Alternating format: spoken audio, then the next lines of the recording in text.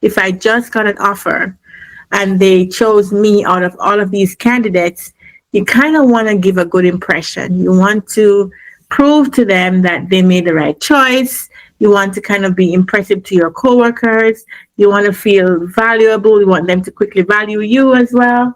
So there's a little bit of anticipation for everybody when they get a new job, a new role, to do well.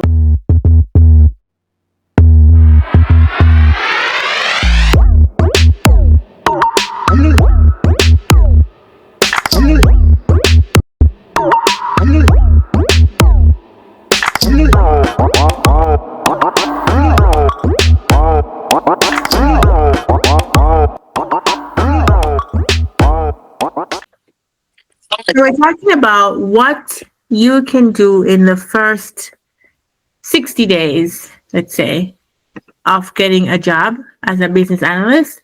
A lot of it might be before the 60 days is up, but it's just, I wanted to call out just some common sense things that would make sense because we're working towards getting the job, right? And so we're doing the job hunt, we're doing the interviews, but a lot of people haven't thought, okay, what do you do after, right? So all of the energy is on getting it because that's the hardest part. But actually, after you get it, now you have to keep it. Now you get the sense that if I just got an offer and they chose me out of all of these candidates, you kind of want to give a good impression. You want to prove to them that they made the right choice. You want to kind of be impressive to your coworkers. You want to feel valuable. You want them to quickly value you as well.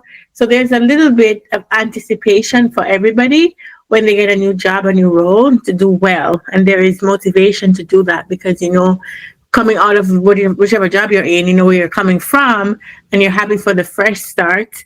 You're happy for being chosen, and you know that now you're going to make the money, and you want to just do a good job. It's just human nature, right? So within the first couple of days, let me first start by saying that sometimes you will have companies that have a very extensive onboarding program, right?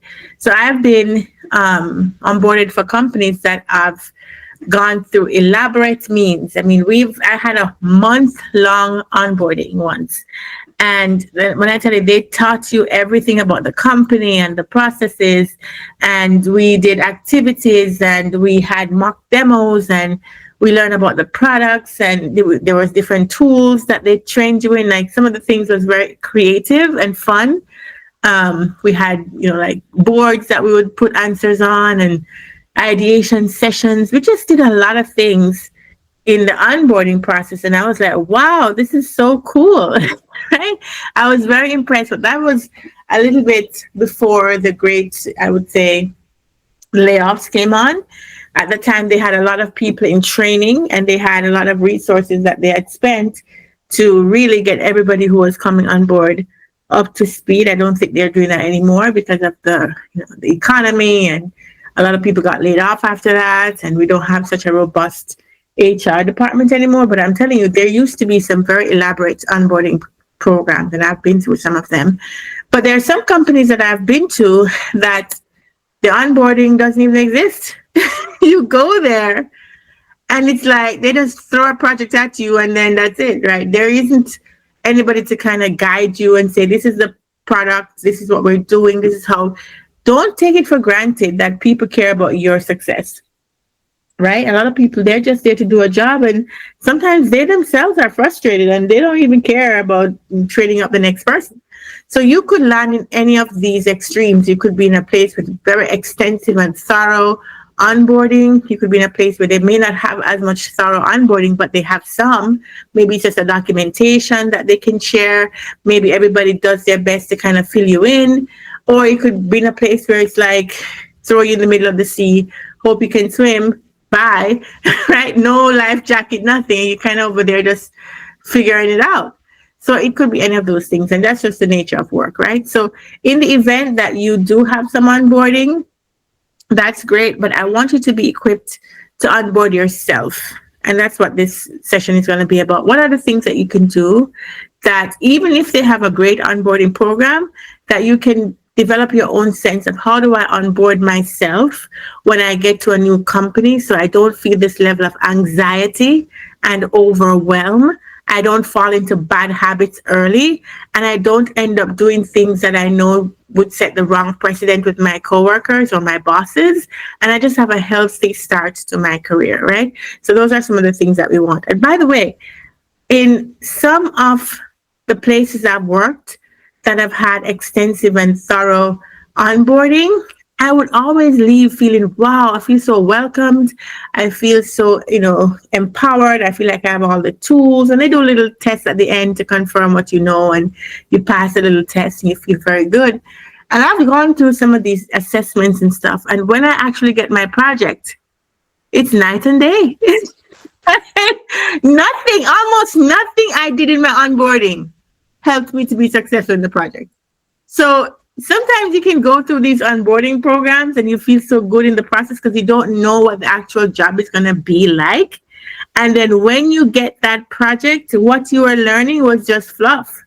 And it's the same with like education, right? You learn a lot of things in college, in boot camp. So when you get the job, you're like, well, I don't even know how to use anything. It sounded great at the time, but now I'm in the job, I'm like lost. So I want to avoid that. And especially here at the Back Office Club, we try to give you the most real world exposure. So you don't have this shock, you don't have this overwhelm, right?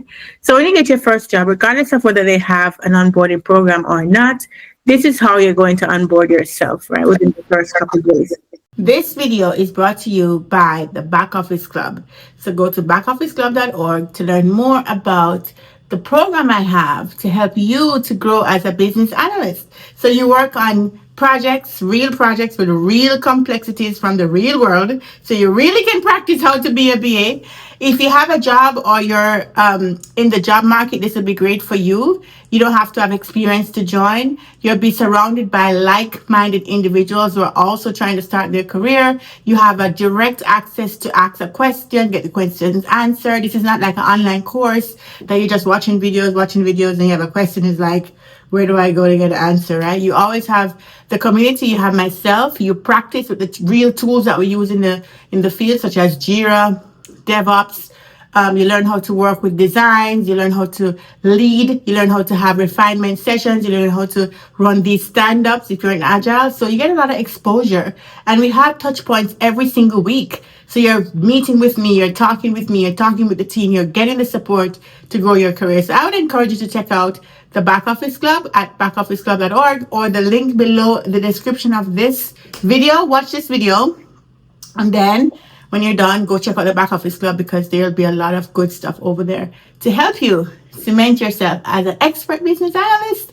All right, now go watch the rest of the video. See you over there. So these are going to be common sense things, but I'm going to say them anyway. So the first thing you have to do, obviously, is you need to learn the industry and learn the company. This is what we call the domain. So a lot of people, they do the research before the interview. And so when they show up in the interview, they kind of know the company, the industry and all that stuff. But you really have to get deeper in it when you get the job.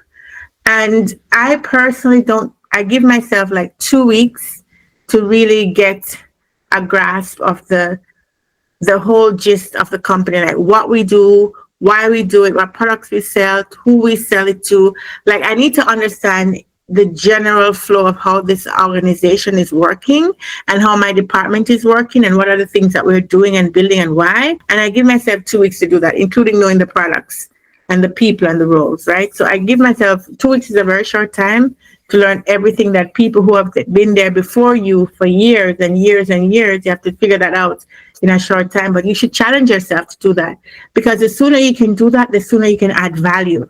Because remember, while you're learning the business and learning the products and learning the company, and the people who are there before you already know that.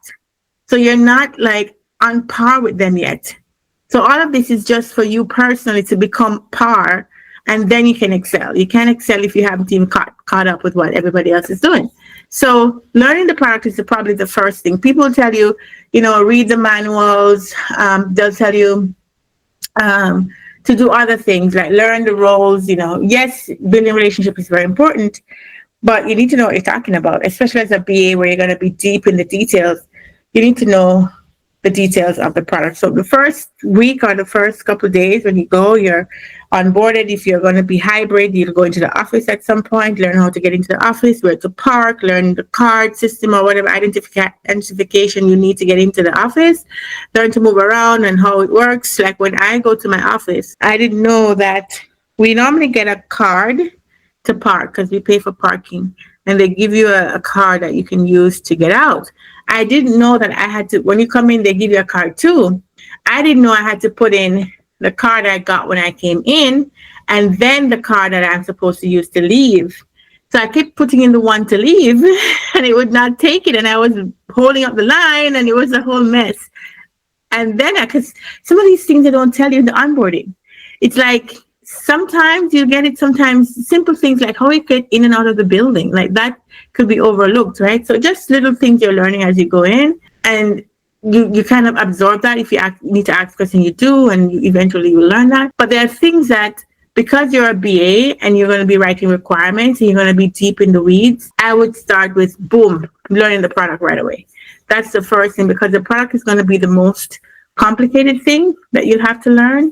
There might be different product categories, different product types, there might be different clients. Who knows what kind of industry you land in and how they construct whatever it is, services or products, physical products that they're selling. So you need to spend the time to really dive deeper into this thing. What do we do to make money? How does that work? And fully understand that. And you don't have to learn everything, but by the time they give you a project, now you'll know where to focus your attention. So, if I'm working on, let's say, again, we like to go to the banking example. If I'm working in banking and they've given me digital lending as my product, and within digital lending, the client I'm working with is going to be standing up a process to help new customers to get a loan online. Like they can apply to the bank and get a loan right away. Now I know I need to focus on loan products and what are all the regulations around loans and how do we actually stand this up and what is the flow from the UI. So now I focus on that. So once I'm assigned a project, now I know where to focus on. And if I know it says digital lending and I know they're only doing this specific type of thing, I dive into that because I need to know that, right? So as soon as you know your project, you can really get into that. Another thing that I want is to learn the way of working, which is not the same as processes. So people tend to want to teach you processes, but I don't want to know processes. I want to know the ways of working, which is a slight difference. The ways of working is more, how do we actually do this thing practically? Because a lot of times there's a lot of good documentation in SharePoint, good documentation in all these other places, but that's not what people are doing on the ground. Like the documentation is there and it just lives there. And if you go read that, you kind of would be reading what's looking good on paper, but not what they're doing. Sometimes what they have in the manual or the procedure document, they're doing something else. They're using a different tool, using Excel instead. Something happened, they have to do this workaround. So what is the actual way of working today as is right now? So you need to figure that out. And this is ways of working for the thing you're building. Like, let's say there's a problem with how you have the customers using this particular service right now. That's one way. But there's also, how does your internal team work?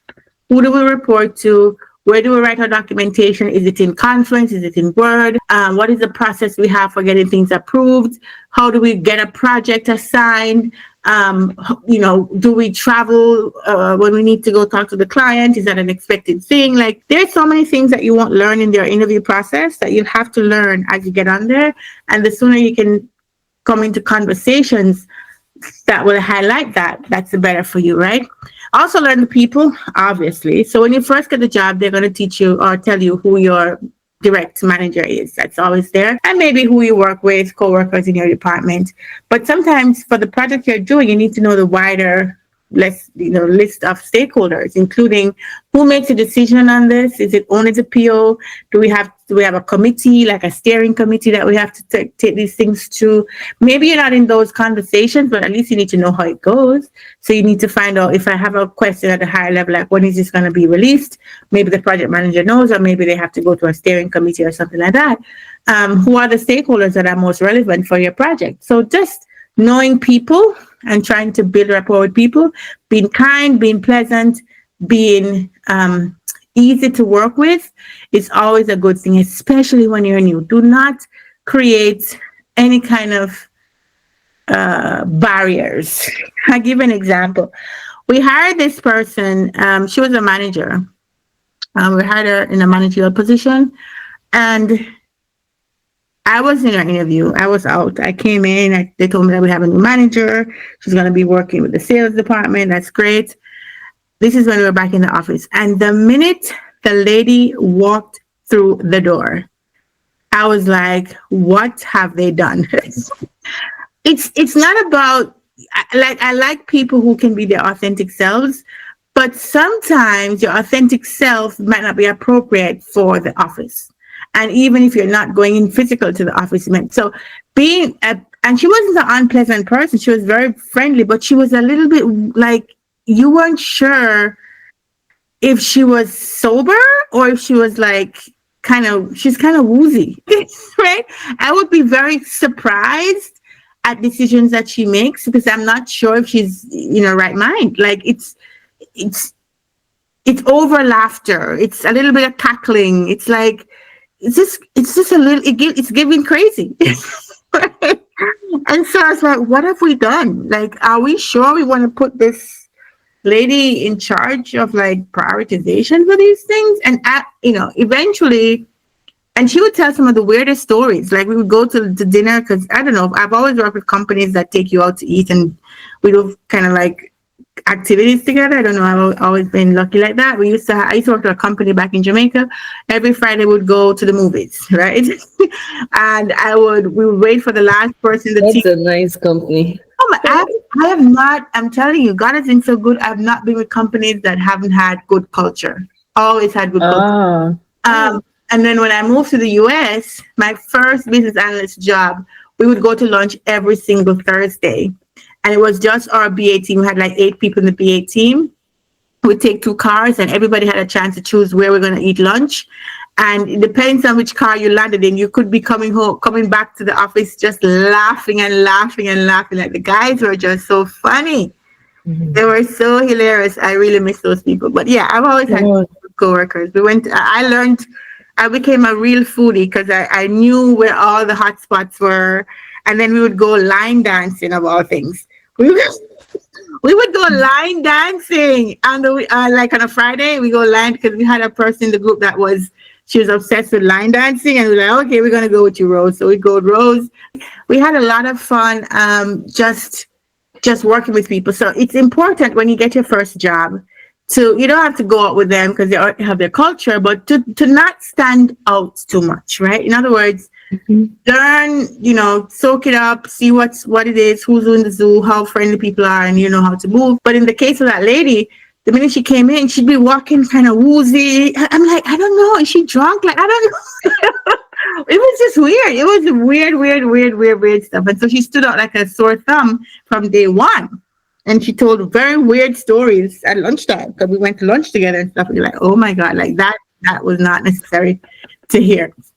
So learn the people, and in building the relationship, you also want to have a feel for who you're working with because sometimes coworkers can be good or bad, right? Can be good or bad. So we're gonna make sure we watch before we become too chatty and it might backfire.